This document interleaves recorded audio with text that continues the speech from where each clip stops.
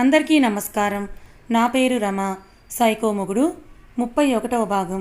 రచయిత మోక్ష గారు. ఆల్రెడీ హాస్పిటల్లో అర్జున్ ఉన్న విషయం ముందే తెలిసిన రిషి శశి రాకని గమనించి తను స్టడీ చేస్తున్న ఫైల్ పక్కన పెట్టి మధుకి ఎలా ఉంది ఇప్పుడు అని అన్నాడు. తన మెంటల్ టెన్షన్కి మెయిన్ రీజన్ రిషి అని అతన్ని చూడగానే గ్రహించిన శశి, మీరు తన దగ్గర లేరు కదా, చాలా సంతోషంగా ఉంది అని అంటూ పెద్ద నోరుతో మీద పడుతున్న శశిని విసుగ్గా చూసి, ఆ నోరేంటి శశి అని ఆమెను విసుక్కొని, వయసు పెరుగుతోంది, కనీసం ఒక అబద్ధం చెప్పడం కూడా రాదా నీకు? మధు అడిగిన దానికి అలా తలా తోకాలేని సమాధానం చెప్పావు. మధు నమ్ముతుందనే అనుకున్నావా? అంతే గట్టిగా అరిచాడు రిషి. నాకు బుద్ధి లేదు. చేసిందంతా మీరైతే మీ చెల్లి నన్ను అడిగింది చూడండి, అదంతా మీరు డోర్ బయట ఉండి విన్నా సరే నా బ్రెయిన్ గురించి తెలిసి కూడా మీరు సమాధానం ఇవ్వలేదు చూడండి, అదే మీ తెలివి. పెద్ద ఎస్కేపిస్ట్ ఫ్యామిలీ మీదంతా. ఉక్రోషంగా పళ్ళు నూరింది శశి. ఇదిగో ఇలా మాట్లాడతావని నీకు బుర్రలేదనేది. నీకంటే సంవత్సరం చిన్నది మధు. చూడు ఎంత తెలివిగా తన సంసారాన్ని నెట్టుకొస్తుందో. పెళ్ళయి ఇన్ని సంవత్సరాలు అయ్యింది, ఇప్పటికీ కాఫీ పొడికి టీ పొడికి తేడా కూడా తెలియదు నీకు అన్నాడు రిషి. మహాతల్లి, తనను చూసే నేర్చుకోవాలి నేను. మరి మన పెళ్ళి చూపుల్లో మా చెల్లికి నచ్చితేనే పెళ్లి చేసుకుంటాను అన్నప్పుడు మీ ఇద్దరు బాండింగ్కి ఇంప్రెస్ అయ్యి మిమ్మల్ని పెళ్లి చేసుకున్నాను, కానీ అసలు తన వల్ల మీరు నాతో గొడవ పడతారని తెలిస్తే అసలు పెళ్ళే చేసుకునేదాన్ని కాదు. అయినా కాదనుకుని వెళ్ళిపోయింది కదా, ఎందుకు వచ్చింది మళ్ళీ ఇక్కడికి ఇలా మన మధ్యలో గొడవలు పెట్టడానికా అంటూ ఆవేదనలో మాట్లాడుతున్న శశి మాటలు విన్న రిషికి ఓపిక నశించి, ఏయ్ అని గట్టిగా అరిచి, నువ్వు రాకముందే మధు నా లైఫ్లోకి వచ్చింది, తను నాతోనే ఉంటుంది, ఇష్టమైతే ఉండు లేకపోతే పో అని చేతిలో ఫైల్ని కోపంగా శశి మొహం మీదకి విసిరేసి విసురుగా అక్కడి నుంచి బయటకు వచ్చేశాడు రిషి. శశి మీద కోపంగా వచ్చిన రిషికి ఒక ఫోన్ వచ్చింది. అవతల మనిషి మాట్లాడే ఛాన్స్ ఇచ్చి అతను చెప్పింది పూర్తయ్యాక ఇప్పుడే వస్తున్నాను అని కాల్ కట్ చేసి కాసేపట్లో తన సీక్రెట్ ప్లేస్కి చేరుకున్నాడు. రిషి కార్ అక్కడ ఆగగానే అతని మనిషి ఒకడు ఎదురు వచ్చి, అతను చాలా స్టబన్గా ఉన్నాడు, బీ కేర్ఫుల్ అని అతని చేతిలో రివాల్వర్ ఒకటి పెట్టాడు. అందులో బుల్లెట్స్ని చెక్ చేసి దాన్ని షర్ట్ వెనుక పెడుతూ, సరే నువ్వు వెళ్ళు అని తను లోపలికి వెళ్ళాడు. కుర్చీలో కూర్చున్న మనిషిని వెనుక నుంచి చూస్తూనే, ఇంట్లో కోపం అతని దగ్గర అస్సలు చూపించకూడదు, ఏదైనా సరే మన సామరస్యంగానే తేల్చుకోవాలి అని గట్టిగా గాలి పీల్చుకొని వెళ్ళి అతని ముందు కూర్చున్నాడు. పిలవగానే వచ్చినందుకు థ్యాంక్స్ అంకుల్ అన్నాడు. అవతల వైపు కూర్చొని ఉన్న అక్షిత ఫాదర్ దేవేంద్ర ఒక సైడ్ స్మైల్ ఇచ్చి, మీ చెల్లిని వదిలేయమని నా కాలు పట్టుకుని ప్రాధాయపడటానికి నన్ను రమ్మంది అని అంటూ తన పాదాలు ముందుకు జరిపాడు అతను. నాకు ఒకరి కాలు పట్టుకోవడం రాదంకుల్, అడ్డు వస్తే ఆ కాలు నరికేయడమే తప్ప, కానీ ఈ విషయంలో నా చెల్లి ఇన్వాల్వ్ అయింది కాబట్టే ఆ పని చేయడానికైనా వెనుకాడను అన్నాడు రిషి. పోనీ నీ చెల్లిని వదిలేసి నీ బావ అదే ఆ అర్జున్ని ఏం చేసినా పర్వాలేదంటావా వ్యంగ్యంగా అడిగాడు అతను. రిషి పిడికిలు బిగుసుకుంది. రిషి కంట్రోల్ అని మనసులో అనుకొని, అసలు మీకేం కావాలి అన్నాడు. నా కూతురు అక్షిత నిక్కచ్చిగా చెప్పాడు అతను. చనిపోయిన మీ అమ్మాయిని తిరిగి తీసుకురావడం ఆ దేవుడి తరం కూడా కాదు. దానికి బదులుగా రిషి అంటూ ఉంటే, నా కూతురు చావుకి కాంపెన్సేషన్ ఇస్తావా? అది ట్రైన్ యాక్సిడెంట్లోనో కోవిడ్ వచ్చో చనిపోలేదు మిస్టర్ రిషి తను అని అంటూ కోపంగా వచ్చి రిషి చొక్కా పట్టుకున్నాడు దేవేంద్ర. అప్పుడు రిషికి ఆయన మీద ఇసుమంతా కూడా కోపం రాలేదు, ఎందుకంటే ఆయన బాధని అతను అర్థం చేసుకున్నాడు కాబట్టి. బ్రతకాలన్న ఆశతో చచ్చిపోయింది అని అంటూ ఎమోషనల్ అయిన ఆయనకి మంచినీళ్ళు అందించి, జరిగిన దాంట్లో మధు తప్పే ఉంది, మీరు తన మీద పగపట్టారు అన్నాడు రిషి. ఉంది, అక్షిత చావులో నీ చెల్లి మధు కూడా కారణమే. తన మోజులో పడి అర్జున్ అక్షితని అవాయిడ్ చేశాడన్న బాధలోనే తను డ్రగ్స్కి అడిక్ట్ అయ్యింది, గొంతు చించుకొని చెప్పాడు తను. అంతేకాని నా చెల్లి మీ కూతురికి పక్కన ఉండి ఆ డ్రగ్స్ అందివ్వలేదు కదా అని గట్టిగా అరిచాడు రిషి. కానీ తను వాటికి బానిసవడానికి కారణం మధునే అని చెప్తున్నాను కదా అని నొక్కిపెట్టి చెప్పాడు అతను. కోపం వద్దు రిషి అని మనసులో అనుకుంటూనే, అంకుల్ లిజన్, అర్జున్ పెళ్లికి ముందు ఏం జరిగిందో నాకైతే తెలియదు, కానీ అర్జున్ పెళ్ళయ్యాక మాత్రం Madhu and Akshita are great friends for some days. పెళ్లికి ముందు అర్జున్కి అక్షితకి మధ్య ఉన్న రిలేషన్ మధుకి తెలిసిన అర్జున్ మధుని పెళ్లి చేసుకున్నాడు అని అక్షితకి తెలిసినప్పటికీ ఇద్దరూ ఒకరిని ఒకరు ఎప్పుడు దూషించుకోలేదు అని అన్నాడు రిషి. రిషి మాటలకి మధ్యలో అడ్డు వచ్చి, ఎప్పటి మాట నువ్వు చెప్తోంది అని ఆయన దగ్గర ఉన్న ఒక డైరీ ఒకటి రిషి ముందుకు విసిరి, అందులో చూడు పేజీలు తిప్పుతున్న రిషిని చూసి, అది ఒకసారి బాగా చదువు, అది చదివితే చివరి రోజుల్లో అక్షిత అర్జున్ కోసం ఎంత బాధని అనుభవించిందో, తను ఎంత బాధపడిందో నీకు అర్థమవుతుంది అని అన్నాడు ఆయన. అంతా కరెక్ట్గా చెప్తున్నాడు అంటే నిజంగానే అక్షిత చనిపోయే ముందు చివరి ఆలోచన అర్జునే అయ్యుంటాడు అని రిషి తనలో తనే అనుకొని, అంకుల్ మీకు నా చెల్లిలో అక్షత కనిపించట్లేదా అన్నాడు. కనిపించట్లేదు రిషి. నాకు నీ చెల్లిమోహన్ చూసిన ప్రతిసారి, తన పేరు వినిపించిన ప్రతిసారి నా కూతురి ఆత్మఘోష నాకు వినిపిస్తోంది. నా కూతురి ఆత్మకి శాంతి జరగాలి అంటే నీ చెల్లెలు చావాలి అని గట్టిగా బల్లగుద్ది మరీ చెప్పాడు అతను. అప్పటి వరకు సామరస్యంగా వ్యవహరించిన రిషికి దేవేంద్ర గారి అల్టిమేట్ ఎయిమ్ మధుని చంపడం అనేది ఎందుకు కాదని కన్విన్స్ అవ్వకపోయేసరికి తిక్కరేగిన రిషి ఒక్కసారిగా లేచి వెనక్కి ఉన్న కుర్చీని కాలుతో తన్ని షర్ట్ వెనక పెట్టిన రివాల్వర్ తన పాయింట్ బ్లాక్లో గురిపెట్టి, రేయ్ నీకొక్కసారి చెప్తుంటే అర్థం అవ్వట్లేదా? అక్షిత వాళ్ళ నాన్నవి అని. నేను ఇంకా 1 ఇంచు దూరంలోనే ఆగాను, లేదంటేనా ఈ పాటికి అని అంటూ గన్ ట్రిగ్గర్ వెనక్కి లాగి కాల్చి పడేసేవాడిని అంటూ టేబుల్ మీద గట్టిగా పిడికిలతో అదమగానే అక్కడున్న వాటర్ గ్లాస్ గాల్లోకి ఎగిరి అందులో నీళ్ళన్నీ దేవేంద్ర మొహం మీద కల్లాపి చల్లాయి. మొహాన కారుతున్న నీటిని అరచేత్తో తుడుచుకొని కోపంగా రిషి వెళ్ళిన వైపే చూస్తూ పళ్ళు నూరుకున్నాడు దేవేంద్ర. అక్కడి నుంచి కోపంగా వచ్చిన రిషి అతని వెనకే వచ్చి ఏం జరిగిందో కనుక్కోవాలనుకుంటున్న మనిషి కనీసం పట్టించుకోకుండా వచ్చి కారులో కూర్చొని కార్ స్టార్ట్ చేసి ఇంటికి వెళ్దాం అనుకున్న రిషికి శశితో జరిగిన గొడవ గుర్తురాగానే మధుని చూడాలనిపించి హాస్పిటల్కి స్టార్ట్ అయ్యాడు. అక్కడ అర్జున్ ఉన్న విషయమే మర్చిపోయి మధుకి అటాచ్ చేసిన బెడ్ని సగం ఆక్రమించి ఆమెను గట్టిగా వాటేసుకొని పడుకున్న అర్జున్ని వదిలించుకొని ఐఆమ్ ఫైన్ అర్జున్, నువ్వు ఇంకా ఇంటికి వెళ్ళు అంది మధు. ఆ మాటకి పక్కకు తిరిగి పడుకున్న అర్జున్ కళ్ళు తెరవకుండానే, ఏ మధు, నేను వెళ్ళాక మీ అన్నయ్యకి ఫోన్ చేసి మాట్లాడదామనా అన్నాడు వెటకారంగా. మనసులో కూడా నన్ను ఏది అనుకోనివ్వవా అని అర్జున్ని చిన్నగా పక్కకు నెట్టి, నాకు బెడ్ సరిపోవట్లేదు అర్జున్, వెళ్ళి ఆ చైర్లో పడుకో అంది. నా పర్సనాలిటీకి ఆ చైర్ ఎక్కడ సరిపోతుంది బంగారం, కావాలంటే నువ్వే వెళ్ళు అని మత్తులో మూసుకుపోయిన కళ్ళు తెరవలేక భారంగా మాట్లాడుతున్న అర్జున్ ఛాతీపై గట్టిగా కొట్టి, ఇక్కడ నేను అర్జున్ పేషెంట్ని, నువ్వు కాదు అని అంది. ఈ ఒక్క రోజులో అడ్జస్ట్ అవ్వు మధు, రేపు హాస్పిటల్ వాళ్ళతో మాట్లాడి క్వీన్ సైజ్ బెడ్ వేయిస్తానులే అని అర్జున్ అనేంతలోనే బల్లున ఆ రూమ్ డోర్ తెరుచుకుంది. ఎదురుగా చూస్తే రిషి ఒకే బెడ్ మీద ఉన్న వాళ్ళిద్దరిని అలా చూసి సారీ అని అంటూ గబాలను డోర్ వేసి డోర్ కానుకొని నిలబడి, వీడు ఎందుకా ఇక్కడికి వచ్చింది అని తలబాదుకున్నాడు. రిషి వచ్చిందని తెలిసిన అర్జున్ నిమ్మకు నీరెత్తినట్టుగా పడుకునే ఉంటే మధు మాత్రం బలవంతంగా అతన్ని లేపి అన్నయ్య వచ్చాడు లే అంది. అబ్బా అని ఇబ్బందిగా లేస్తూనే, ఎలా తలుచుకున్నావో లేదో అలా వచ్చేశాడు చూడు అని విసుక్కుంటూ మధు అతన్ని చూసి నవ్వి, నేను ఇంతకు ముందు నుంచే తలుచుకుంటున్నాను, ఇప్పుడు తలుచుకుంది మాత్రం నువ్వే అని అంది. అవును, నేను నిన్ను బాగా చూసుకుంటున్నానని మీ అన్నయ్యకి నేనంటే లవ్వు మరి అంటున్న అర్జున్ని కోపంగా చూసి, బయట అన్నయ్య వెయిట్ చేస్తున్నాడు, డోర్ తీ అని కసిరింది.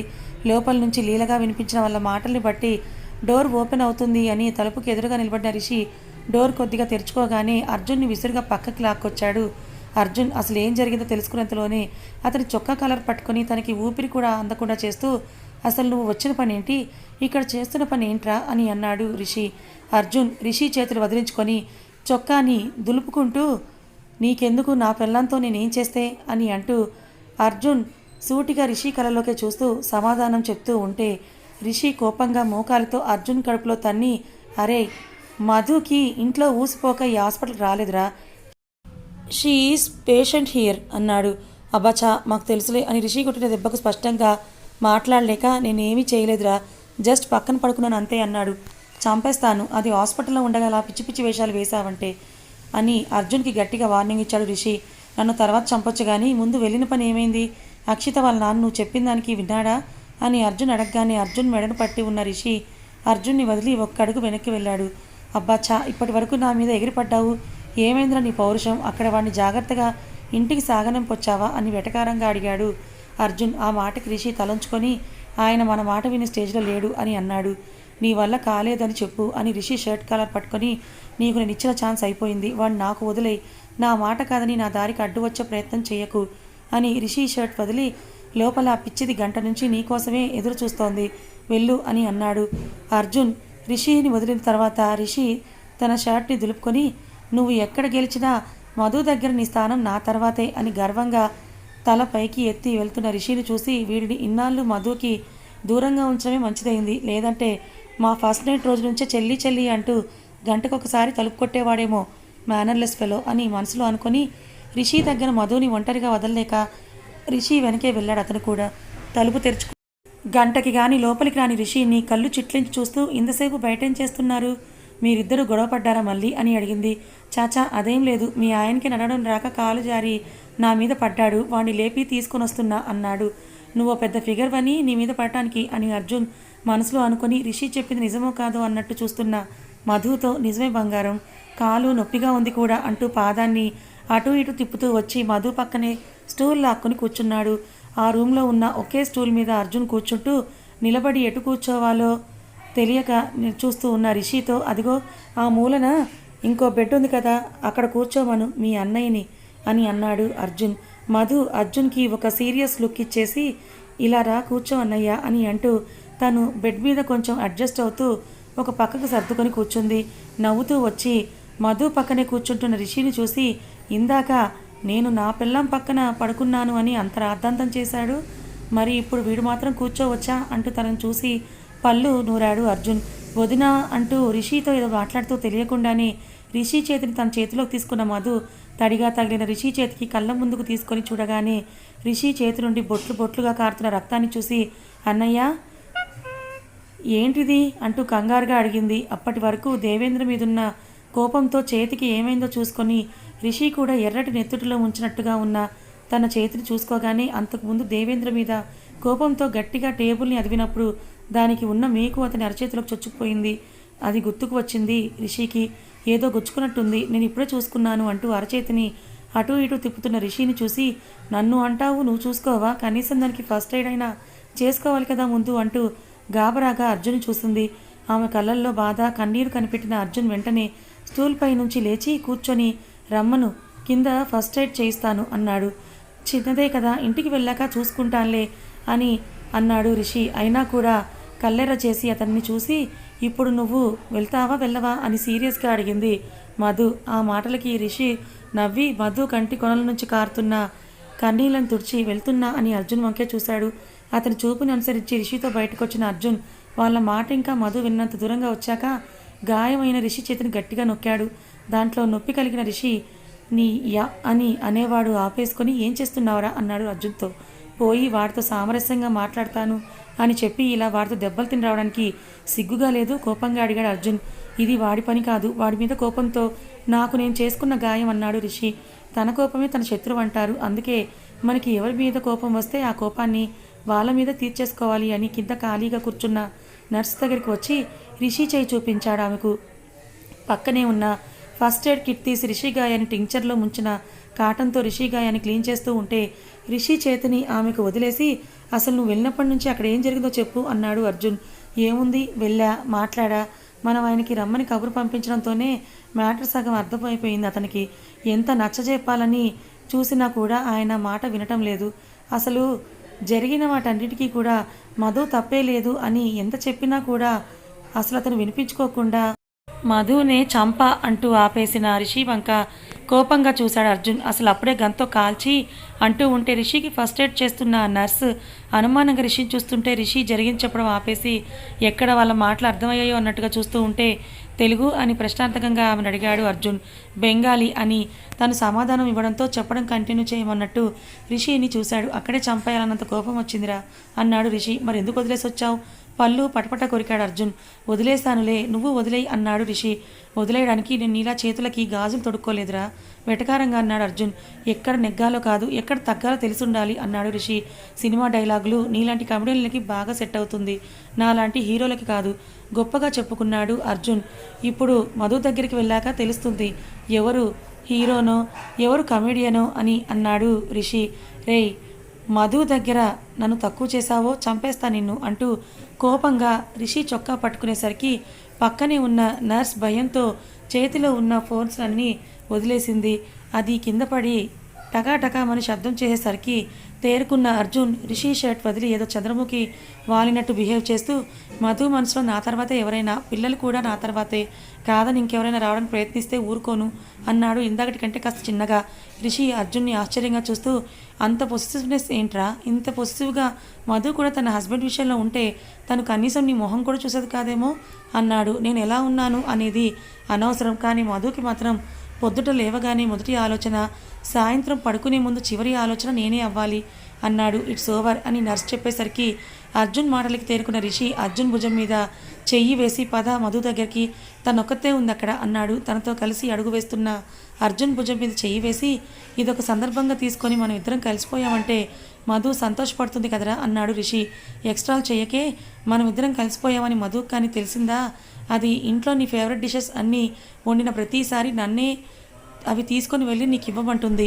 అలాంటి డోర్ డెలివరీ పనులు నా వల్ల కాదు అని రిషి చేతిని తప్పించి, అయినా నువ్వు నేను ఎప్పుడు కలిసాం, అదైతే ఈ జన్మలో జరగదు అని అంటూ రిషికి దూరంగా నిల్చున్నాడు అర్జున్. కథ ఇంకా ఉంది. మధు నిజంగా వాళ్ళ అన్న భర్త ఇద్దరు కలిసిపోయారని తెలిస్తే చాలా హ్యాపీగా ఫీల్ అవుతుంది కదా. వీళ్ళు తిట్టుకుంటూ కొట్టుకుంటూ ఇలా సరదాగా ఉన్నారు. వీళ్ళకి కోపానికి ప్రేమకి అన్నిటికీ కారణం ఎవరు?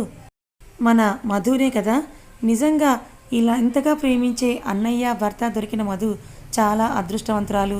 మరి అక్షిత ఫాదర్ దేవేంద్ర వారి నుంచి అసలు రిషి అర్జున్లు మధుని ఎలా కాపాడుకోబోతున్నారు? అర్జున్ చెప్పినట్టుగానే దేవేంద్రని చంపేయడం ఒక్కటే దీనికి పరిష్కారమా? తెలుసుకోవాలనుకుంటే ఛానల్ని ఫాలో అవ్వండి. కథ నచ్చితే లైక్ చేయండి, మరికొంతమందికి షేర్ చేయండి. ఇలాంటి మరిన్ని మంచి కథల కోసం మన ఛానల్ని సబ్స్క్రైబ్ చేసుకోండి. Thank you so much for watching.